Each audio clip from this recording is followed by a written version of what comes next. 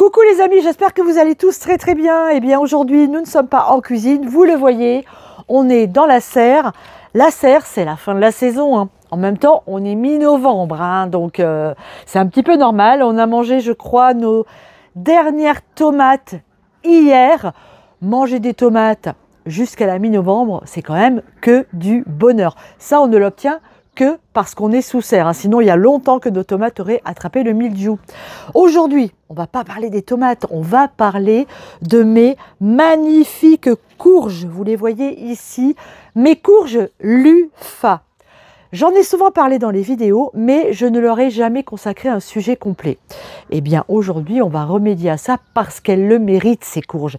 Elles le méritent, pourquoi? Parce que ce sont des courges qui vont devenir des éponges végétales. Alors ici, vous voyez, celle-ci, malheureusement, je pense qu'elle n'aura pas le temps de mûrir.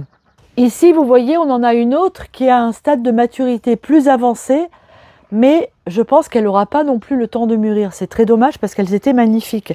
Celle-là aussi est un petit peu plus avancée. Je vous avais expliqué qu'en fait, les courges Lufa poussent. Vous voyez, j'en ai même ici qui sont en train encore de pousser, mais ça, c'est fichu. J'en ai vraiment beaucoup là, qui sont partis très tard dans la saison. Ouais, c'est vraiment dommage. J'en ai plein qui pousseront pas. Mais bon, c'est pas grave. J'en ai déjà à l'intérieur. Je vais vous montrer ça après. En fait, ce sont des courges qui, à la base, poussent dans des pays très chauds. Donc, il leur faut énormément de chaleur. Donc là, vous voyez, moi, je les ai plantées après les Saintes Glaces, mi-mai. Et là, eh ben, malheureusement, elles n'arriveront pas à maturité. Du coup, au vu des résultats que j'ai obtenus cette année, l'année prochaine, je les mettrai un mois plus tôt sous serre. Je les mettrai dès la mi-avril. Comme ça, je suis certaine que ces courges-là auront le temps de mûrir. En attendant, je vous montre comment je fais pour, lorsqu'elles arrivent à peu près à ce stade-là, un peu plus, lorsqu'elles sont quand même un peu plus marron, je finis de les faire mûrir à l'intérieur. Allez, on y va, suivez-moi.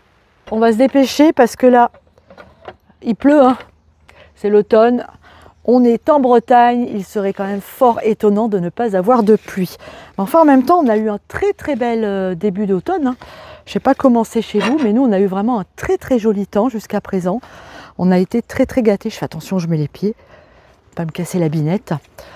Allez, on va à la maison ensemble. Vous êtes prêts? Eh ben voilà les amis, l'astuce que j'ai trouvée, elle est toute simple.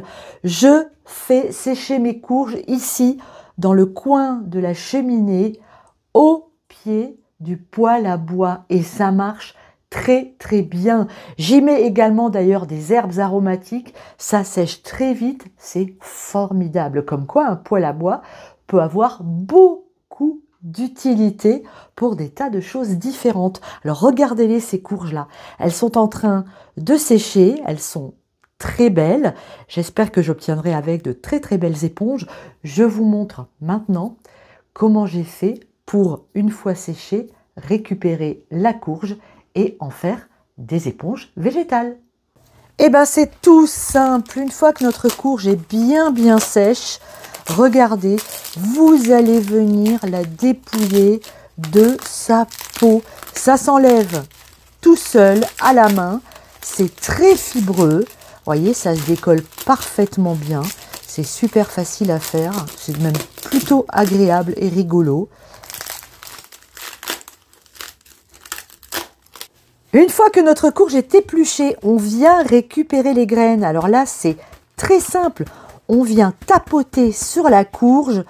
On n'hésite pas, hein. On tape, on secoue et nos graines vont tomber. Vous le voyez, vraiment, je lui tape dessus de tous les côtés. Et là, hop, regardez. Allez, toutes les petites graines qui tombent là, toutes ces petites graines qu'on va pouvoir récupérer pour planter des courges l'année prochaine. Et maintenant, il est temps de découper notre courge pour réaliser nos éponges. Alors là, encore une fois, c'est très simple. Vous vous munissez d'un ciseau et vous coupez des morceaux à la longueur que vous désirez. Là, ici, moi, je vais faire une éponge pour ma cuisine, donc je vais la faire un petit peu longue. Mais vous pouvez très bien faire des morceaux beaucoup plus courts. C'est vous qui voyez. Regardez donc l'intérieur de notre courge une fois qu'elle est coupée. Vous voyez, on a ici les petits espaces dans lesquels il y avait les graines.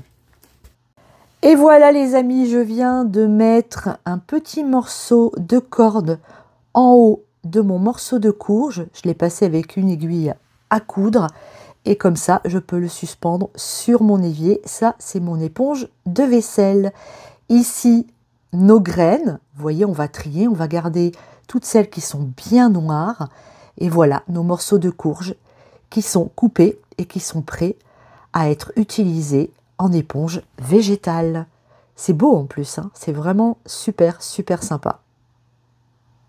Voilà les amis, vous savez tout sur la courge Luffa. Alors, mon éponge végétale, ça tombe bien, regardez, j'ai de la vaisselle à faire. Je vais donc l'utiliser.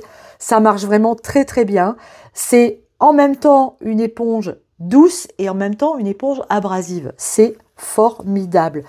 Je vous invite vraiment à faire pousser des courges Luffa. Alors vous savez, pour ça, c'est très simple. Pour avoir des graines, vous vous rendez sur notre site internet popotepotager.fr et vous verrez, les graines de courge Luffa sont à la vente dans notre e-boutique. Allez, je continue ma vaisselle avec mes belles éponges faites maison. En attendant, je vous embrasse très fort. Je vous dis à très bientôt sur Popote et Potager. On se retrouve très très vite. Bisous à tous. Ciao. Et puis moi, corvée de vaisselle.